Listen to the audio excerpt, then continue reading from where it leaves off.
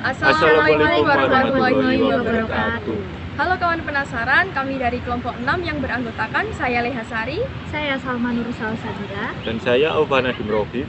kami dari Prodi Pendidikan Bahasa dan Sastra Indonesia. Pada kesempatan kali ini kami akan membawakan sebuah materi yang kaitannya erat sekali dengan kehidupan sehari-hari, yaitu Psikologi agama.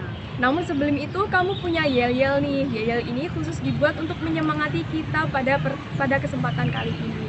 Oke, udah siap teman-teman? Siap. Oke. 1, 2, 3.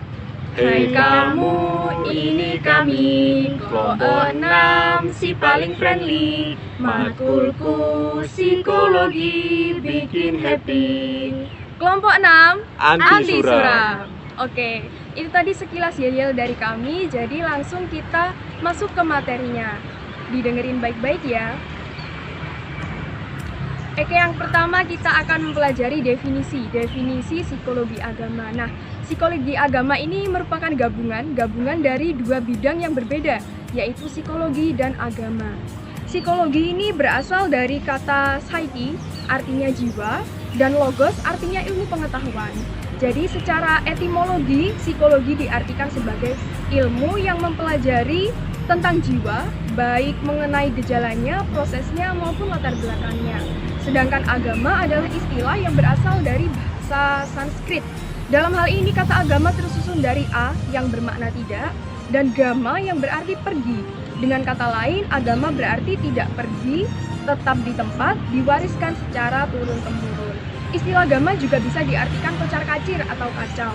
Jadi agama adalah suatu kondisi yang membuat orang tidak kacau, tidak berantakan, tidak kocar-kacir, atau membuat orang tertib dan teratur, baik dalam sikap, perilaku, cara berpikir, kondisi jiwa, perasaan, dan seluruh aspek hidupnya. Nah, dari gabungan kedua bidang tersebut muncullah sebuah ilmu yang disebut psikologi agama. Sehingga dapat dirumuskan bahwa psikologi agama merupakan kajian empiris atau pengalaman tentang perilaku beragama. Artinya, dasar-dasar keyakinan dan pemahaman seseorang dapat diteliti secara empiris melalui tingkah laku seseorang dari pemahamannya terhadap agama yang diyakininya. Oke, itu tadi sekilas dari definisi psikologi dan agama dan juga psikologi agama. Selanjutnya kita beralih ke materi Tokoh psikologi agama. Nah, tokoh psikologi agama terdapat 3, yaitu William James, Sigmund Freud, dan Gustav Jung. Pertama, William James berpendapat bahwa upaya memahami agama orang membedakan dua aspek, yakni aspek institusional dan aspek personal. Aspek institusional ini mencakup peribadatan teologi, praktik perayaan, dan organisasi eklesiastikal. Sementara aspek personal dari agama merefleksikan di posisi internal dalam diri individu pemeluk agama tersebut. Yang kedua ada Sigmund Freud. Berpendapat agama ditumbuhkan dari pengalaman perasaan bersalah seorang anak ketika ia mencoba untuk menggantikan sosok ayahnya. Yang ketiga ada Carl Gustav Jung. Berpendapat bahwa menyediakan sesuatu yang tidak didapatkan manusia dari dunia eksternal atau internalnya. Selanjutnya ada teori monistik. Teori monistik yaitu sumber kesadaran beragama hanya ada satu sumber kejiwaan. Kemudian sumber tunggal yang paling dominan sebagai sumber kejiwaan itu terdapat beberapa sumber. Nah, tokoh dari teori monistik ini pertama ada Thomas Aquinas yang berpendapat bahwa sumber kejiwaan agama adalah rasa berpikir. Yang kedua adalah Friedrich Schleiermacher. Berpendapat sumber jiwa keagamaan adalah rasa ketergantungan yang mutlak. Yang ketiga adalah William M.D. Berpendapat sumber kejiwaan agama merupakan kesimpulan dari beberapa insting. Yang keempat ada Rudolf Otto, berpendapat sumber kejiwaan berasal dari rasa kagum terhadap sesuatu yang dianggapnya lain dari yang lain.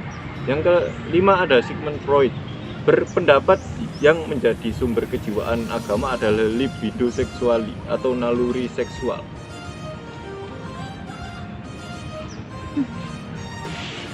Yang kedua yaitu teori fakulti. Teori fakulti adalah tingkah laku manusia itu tidak bersumber pada satu faktor yang tunggal, tetapi terdiri dari beberapa faktor. Antara lain yang dianggap memegang peranan penting adalah fungsi cipta, rasa, dan karsa. Cipta sendiri adalah fungsi intelektual manusia yang merupakan cerminan adanya pengaruh fungsi intelektual ini. Rasa yaitu tenaga dalam jiwa manusia banyak berperan membentuk motivasi corak tingkah laku seseorang. Karsa, yaitu eksekutif dalam jiwa manusia, berfungsi mendorong timbulnya pelaksanaan doktrin serta ajaran agama berdasarkan fungsi kejiwaannya. Ketiga fungsi tersebut memiliki beberapa pendapat dari ahli. Yang pertama yaitu J.M. Straton berpendapat adanya konflik kejiwaan manusia. Yang kedua yaitu Gatiah Derajat berpendapat manusia mempunyai satu kebutuhan akan keseimbangan dalam kehidupan jiwanya agar tidak mengalami tekanan. Yang ketiga yaitu W.H. Thomas berpendapat dengan menyembah dan mengabadikan diri kepada Tuhan, keinginan untuk keselamatan akan terpenuhi. Yang ketiga ada teori Four Ways. Teori Four Ways yaitu pada umumnya manusia menganut suatu agama melalui pengalaman ajaran agama secara teratur yang diyakini dari 4 keinginan dasar dan dapat tersalurkan sekaligus terpenuhi. Keinginan tersebut terbagi menjadi 4. Yang pertama yaitu keinginan untuk keselamatan atau security. Keinginan ini tampak jelas pada kenyataan kehidupan manusia, yaitu penyelamatan dirinya baik dalam bentuk biologis maupun non-biologis. Yang kedua, keinginan untuk mendapat penghargaan, menyebabkan manusia mendambakan adanya rasa ingin dihargai dan dikenal oleh orang lain. Ketiga, keinginan untuk ditanggapi, menimbulkan rasa ingin mencintai dan dicintai dalam pergaulan. Yang keempat, keinginan akan pengetahuan atau pengalaman baru, menyebabkan manusia selalu merasa perlu mengeksplorasi dirinya untuk mengenal sekelilingnya dan mengembangkan dirinya. Oke, terakhir kesimpulan. Kesimpulan dari beberapa materi tadi yaitu psikologi agama merupakan kajian empiris tentang perilaku beragama, artinya dasar-dasar keyakinan dan pemahaman seseorang dapat diteliti secara empiris melalui tingkah laku seseorang dari pemahamannya terhadap agama yang diyakininya.